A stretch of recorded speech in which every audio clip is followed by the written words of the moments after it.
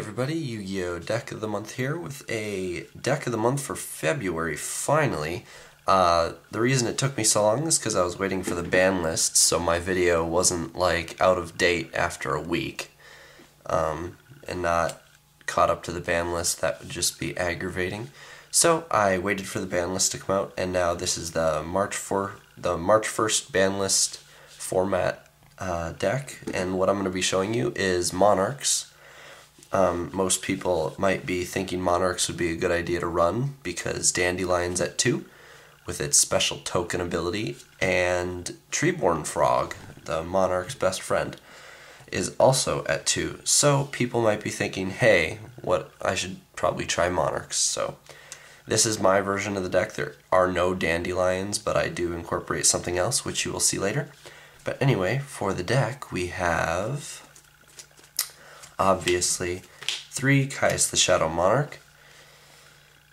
He does have a targeting effect, can target himself to remove himself to deal 1,000 damage to your opponent. Of course, you're down a monster and a normal summon for the turn, but if you're getting really close to game, you can burn them for their remainder of their life points. Like if you've attacked directly with 3 different Monarchs, then tribute and target himself if you know they've got something like Sakuretsu or something. I doubt anyone even runs that anymore, but yeah. 3 Caius, and he doesn't destroy, so he gets around Stardust Dragon and many, many, many other cards. 3 Ryza, second best to Caius, I think, though his own effect is extremely broken.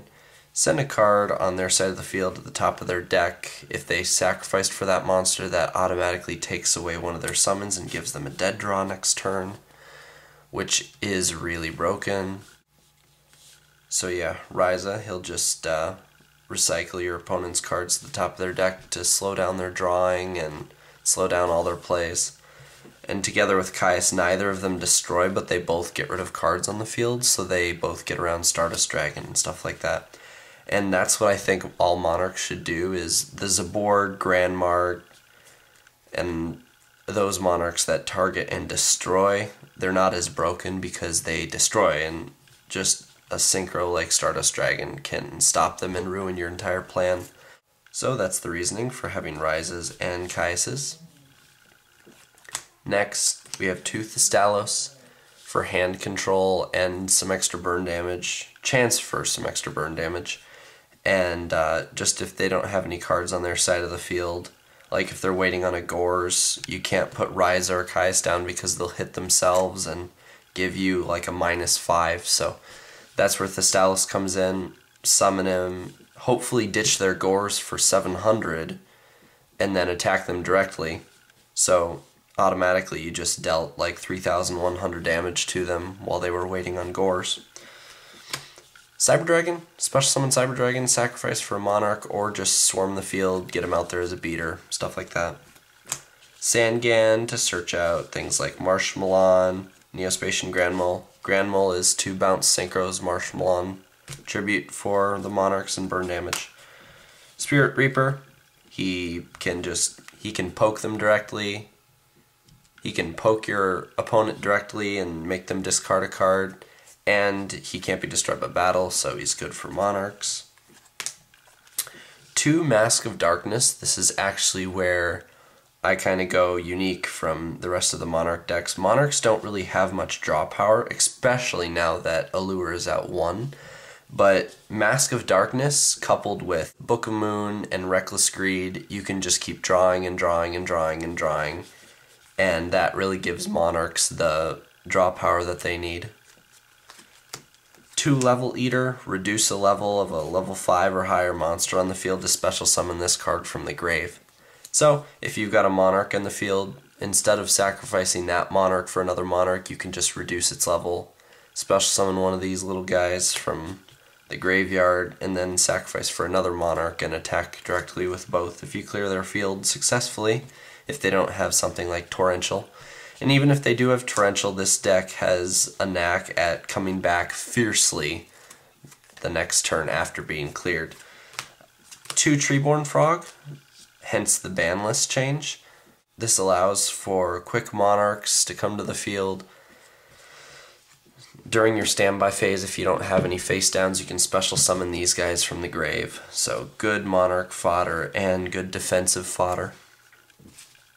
And finally, a Morphine Jar, just to reload your hand if you ran out of Recklesses and Mask of Darknesses, or you just need more Monarchs in your hand. Morphine Jar will do the job. That's it for monsters. For spell cards, we have one Scapegoat, Defense, and Offense if you want to take your opponent's monsters with enemy controller and creature swap. Basically, you can activate Scapegoat, sacrifice a token with enemy controller to take control of one of their monsters, or take control of their monsters and give them a token with creature swap. All of them are very broken combos. Also, you can use creature swap and enemy controller with Level Eater and Treeborn Frog. So you can keep making them come back and then creature swap or enemy control them just for free fodder, get their monsters, attack directly for the win. Other spell cards, 2 Book of Moon, just because we have enemy controller. 3 Book of Moon would probably be too much. These are for defense, flip their tuner face down so they can't synchro, and to flip your Mask of Darkness face down for more Recklesses, or to flip your monsters face down if they Smashing Ground or Lightning Vortex. Soul Exchange, it's a Monarch staple. What more can I say about it? Sacrifice their monster for your Monarch.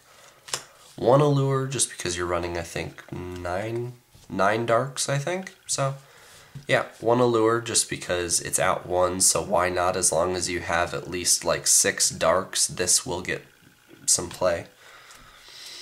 My Body is a shield to stop those Bottomlesses, because I do not have any Dark Bribes in this deck, just because the Treeborns want to come back to the field with no set cards, and if I put Bottomlesses and Dark Bribes in, then the Treeborns would be hating it, because I'd have to wait for them to make their move, and usually this deck plays offensively, so you don't want your opponent to get the upper hand. Foolish Burial to send Treeborns or Level Eaters to the grave, whichever the situation desires. Brain Control, Heavy Storm, and Mystical Space Typhoon, all staples. That's it for spells. Traps are really quick. 3 Reckless Greed, 2 Phoenix Wing Wind Blasts to get rid of Treeborns and Level Eaters in your hand, and 1 Torrential to torch the field. And that's the deck for the March 1st ban list. Monarchs, if you have any questions, feel free to PM me or post ideas down below. I'm just going to run through the deck real quick, make sure you didn't miss anything, make sure I didn't miss anything. The deck is basically control and all about getting the upper hand right away. You never want your opponent to get the jump on you, so you have hand control items, field control items, just everything that will slow down your opponent and you'll just eventually beat them down. So anyway, that's been my Deck of the Month for February, and I hope you guys enjoyed. Look forward to more binder videos and Deck of the Month videos, hopefully early March. So, yeah, anyway, peace out, guys.